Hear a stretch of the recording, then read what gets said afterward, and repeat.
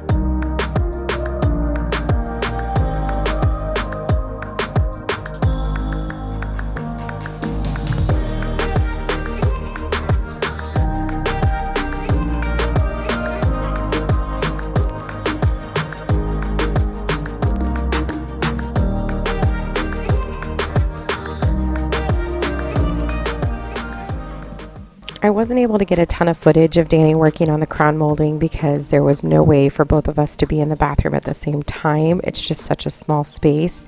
So what he did was he started by measuring the top of the walls. This is a really important step. Do not measure the walls from the bottom or from the middle. You have to measure them from where you're going to put the crown molding because, believe it or not, they're typically not the same.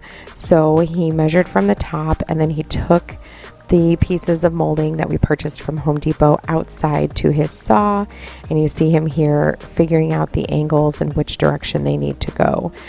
There are tons of videos on YouTube for how to do crown molding. This is not a how to do crown molding video. If that's something you're interested in, I can talk to Danny about putting something like that together, but he's done all the crown molding in our home and he's done such a great job because he's figured it out so well. Putting it up here in this tiny little bathroom took him no time at all. It's just really figuring out the angles and making sure that you're cutting it correctly, which you see him doing here. And then he went ahead and painted them, and then he installed them. Again, I couldn't really get in there with both of us, but it really did just finish off the space. It looked so nice in there, and it matched every other part of the downstairs.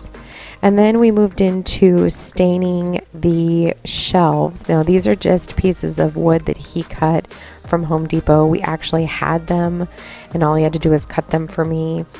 And I did stain them. Typically you use stain with a rag, but I didn't want to get it all over my hands and I didn't have any gloves. So I'm using a tiny little foam roller, which actually worked out really, really well. What you don't see me doing is wiping it down between each coat. So what I'm doing is I'm just putting it all on with the little foam roller, and then I let it sit for about 3 to 4 minutes, and then I wiped it off with a rag and let it dry for a couple of hours before I went back and did the next layer. And I put on 2 coats because I wanted a little bit of a darker walnut, and I just love the way these came out. They are so pretty. And then what I did do that you didn't see because I did it in the night and my camera just does not film well in the evening is put the top layer of polyacrylic on just to make sure it's sealed and that the wood doesn't get ruined. All in all, this was a 2-day process. So staining is not quick, not as fast as painting, but I definitely think it's worth it. The look is so pretty.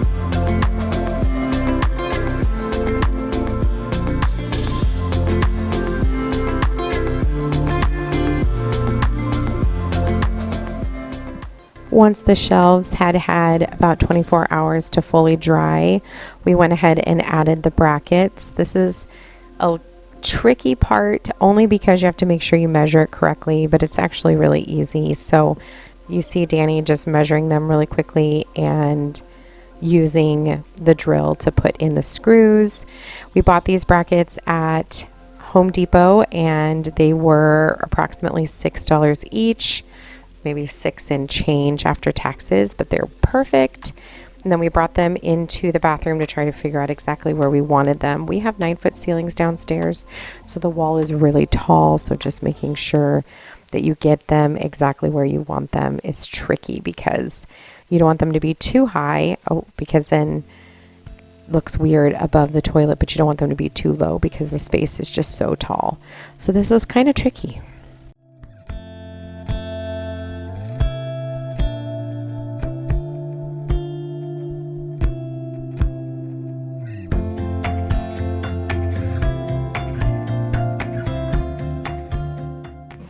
If you saw the bathroom refresh video I did for upstairs, you'll know that I use washi tape to help with hanging any kind of picture or anything on the wall. It just helps to know where things need to go, and that's what we're doing here. Once Danny has it figured out, he used the level to make sure that it was straight, and then he used the drill to drill in the screws. The other thing was he did use some anchors for these because they are kind of heavy with those brackets on there, so you'll want to make sure you're either getting into a stud or that you're using anchors when you're putting up these shelves.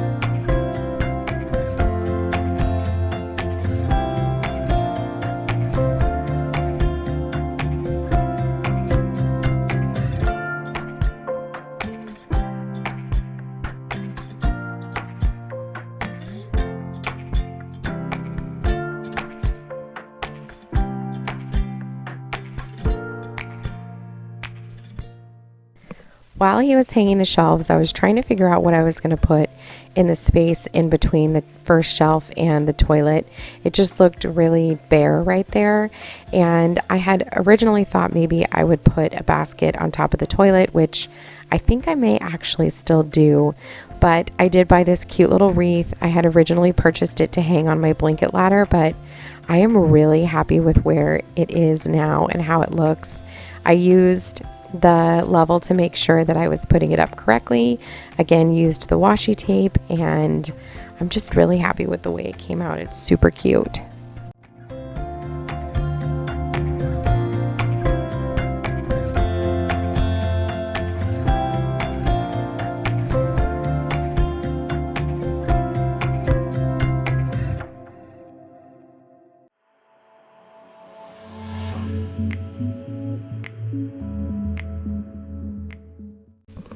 Once the shelves were up, it was time to style them, and I had an idea of what I wanted, but I hadn't actually put them onto the shelves yet, so I needed to see what they did once they were on the shelves. And what you see me doing is just vacuuming off any of the dust from putting the shelf above it on, and I just played around with the items until I got them where I wanted them. I wanted to make sure that I had height on both of them and an equal amount of decoration, and I love the way this came out.